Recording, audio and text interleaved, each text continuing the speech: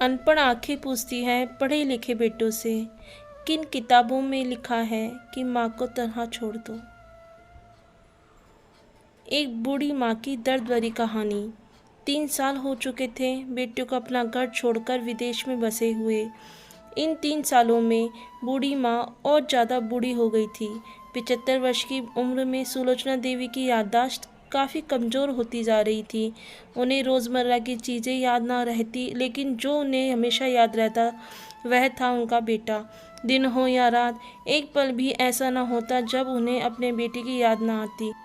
दूसरी तरफ बेटा था जो साल भर में एक आध बार अपनी माँ को फ़ोन कर लिया करता और 1-2 मिनट से ज़्यादा बात भी ना किया करता।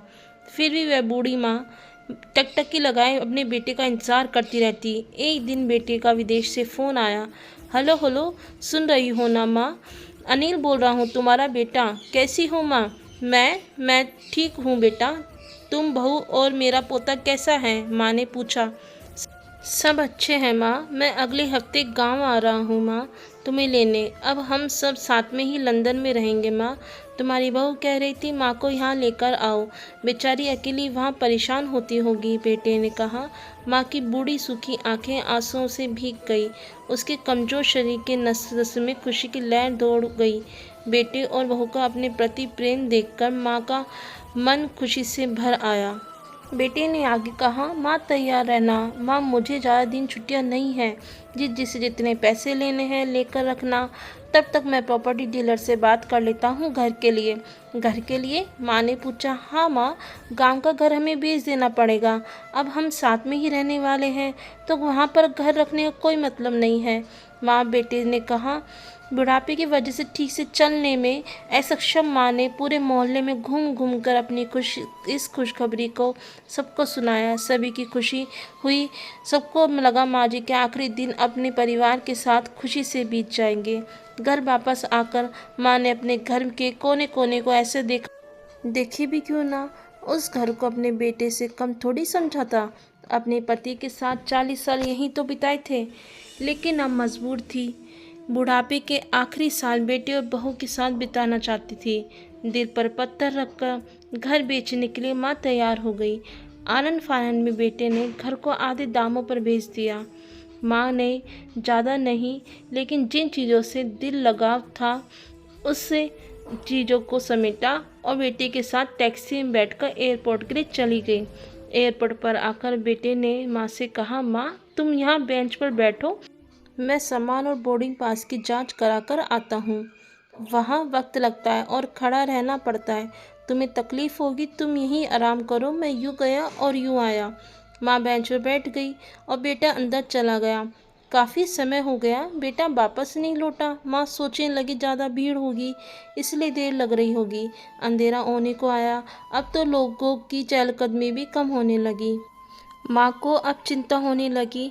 एक कर्मचारी ने आकर पूछा, किससे मिलना है माँ जी? आपको यहाँ पर क्यों बैठी हैं? डरती हुई आवाज़ में सुलोचना देवी बोली, मेरा बेटा अंदर सामान की जांच कराने गया है। लंदन जा रहे हैं हम। क्या नाम है माँ जी आपके बेटे का? कर्मचारी ने पूछा। अनिल नाम है मेरे बेटे का, सुलोचना देवी ने बताया। कर्मचारी अंदर गया और थोड़ी देर बाद बाहर आ लौटा। उसने सुलोचना देवी से कहा, माँ जी लंदन जाने वाली इस फ्लाइट तो दोपहर में ही जा चुकी है और आपका बेटा भी इस फ्लाइट में बैठकर लंदन जा चुका है। अब आपके यहाँ बैठने का कोई मतलब नहीं है, आप भी अपने घर चली जाइए। क्या जा चुका है और मैं घर जाऊँ? घर? माँ की आंखों से आंसू के सैलाब उठने लगे। जैसे तैसे माँ घर पहुँची थी, जो अब उसका था ही नहीं, बिक चुका था। वो वहीं बरामदे में तुलसी के पास सो गई। घर के नए मालिक को उस पर दया आई तो एक कमरा किराए से उसको दे दिया। पेंशन के पैसों से खाना और किराए का बंदोबस्त हो जाता था। दिन बीतने लगे। कुछ दिनों बाद घर के नए मालिक ने सुलोचना देवी से कहा, माँ जी आप अपने रिश्तेदारों के यहाँ पर क्यों नहीं रहती हैं? इस उम्र में आपके लिए वही अच्छा होगा।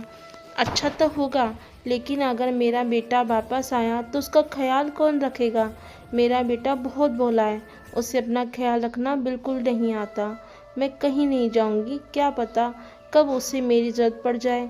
माँ ने कहा, किसी ने सच ही कहा है, पूत कपूत हो सकता है, लेकिन माता कभी कुमाता नहीं होती। माँ से बढ़कर त्याग और तपस्या की मूर्त भला और कौन हो सकता है।